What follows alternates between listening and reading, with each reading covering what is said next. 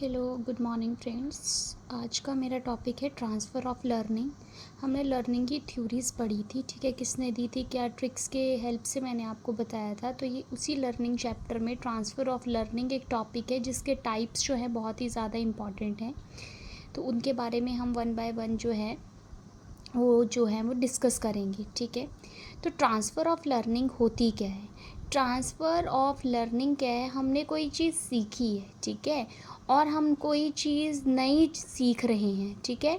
दोनों में ओल्ड चीज़ को न्यू चीज़ में एडजस्ट करवाना, ठीक है। तो उस चीज़ को हम बोलते हैं ट्रांसफ़र ऑफ लर्निंग, ठीक है।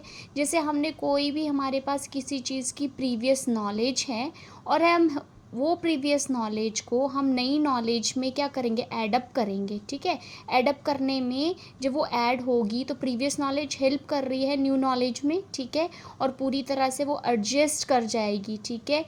तो वो चीज़ें क्या हो जाती हैं, ट्रांसफ़र ऑफ लर्निंग।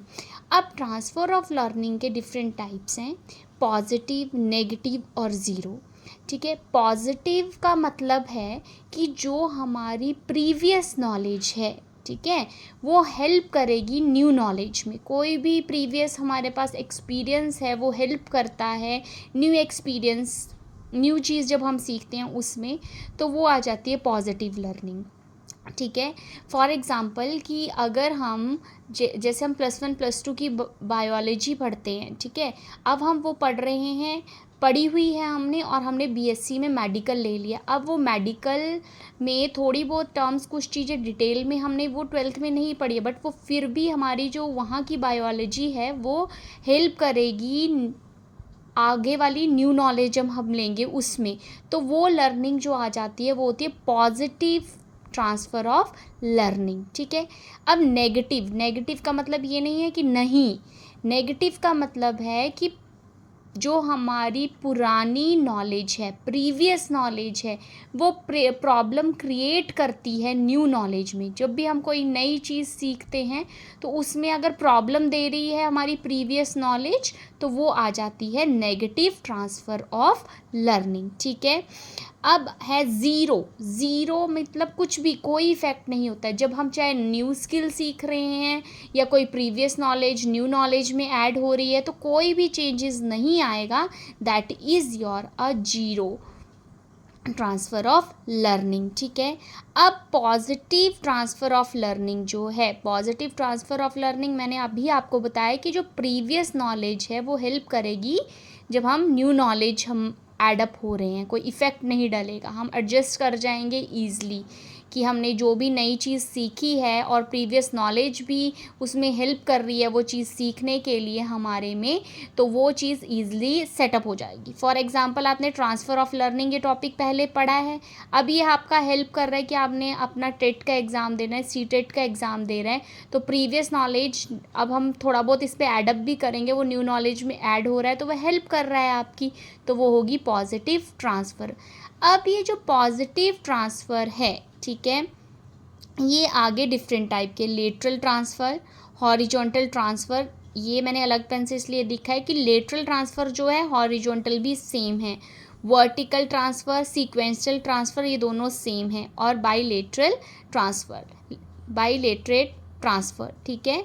अब इनमें क्या फ़र्क है, क्या है ये? हॉरिजॉन्टल ट्रांसफ़र क्या होता है, सेम चीज़ों में, ठीक है, सेम लेवल में नॉलेज बढ़ना, ठीक है।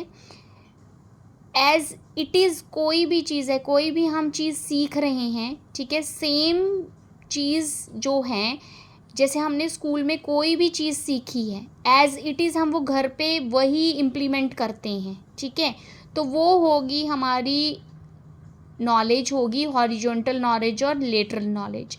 बट इसमें थोड़ा सा डिफरेंस है। जो हमारी हॉरिजॉन्टल नॉलेज है वो एक लैंग्वेज से दूसरी लैंग्वेज को सीखने में हेल्प करती है, एक लैंग्वेज को दूसरी लैंग्वेज में सीखने में हेल्प करती है। जैसे कि एक सब्जेक्ट इंटर रिलेटेड होता है दूसरे सब्जेक्ट से, तो वो हेल्प करता है।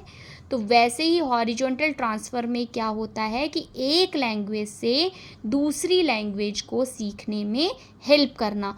और लेटरल ट्रांसफ़र जो है, जो भी हमें टीचर ने सिखाया है, एज इट इज़ हम वो घर आके सेम चीज़ करते हैं, that is known as your a lateral transfer. ठीक है, अब हमारी आ गई वर्टिकल ट्रांसफ़र और सीक्वेंसल।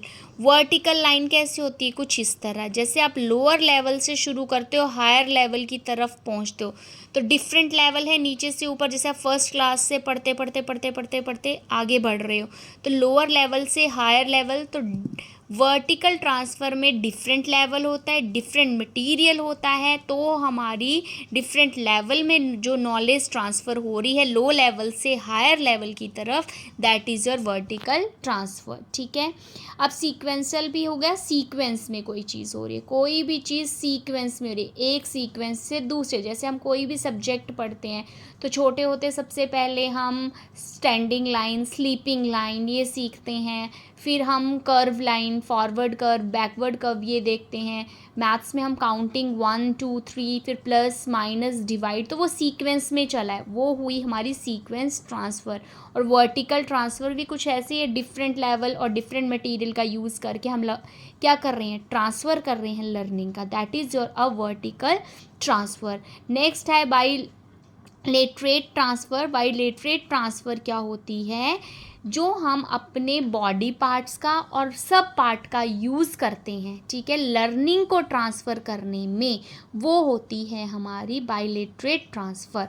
फॉर एग्ज़ाम्पल कि आप राइट हैंडेड पर्सन हैं और आपकी बाजू टूट जाती है, तो आप क्या करोगे? अगर आपको कुछ भी लिखना है, आप पढ़ाई तो नहीं छोड़ोगे, तो लिखना आप कोशिश करोगे कि आप लेफ़्ट हैंड से लिखो। तो आपने एक बॉडी पार्ट और दूसरे बॉडी पार्ट का यूज़ किया, ठीक है, तो आपने ट्रांसफ़र की learning, that is known as your bilateral transfer of learning.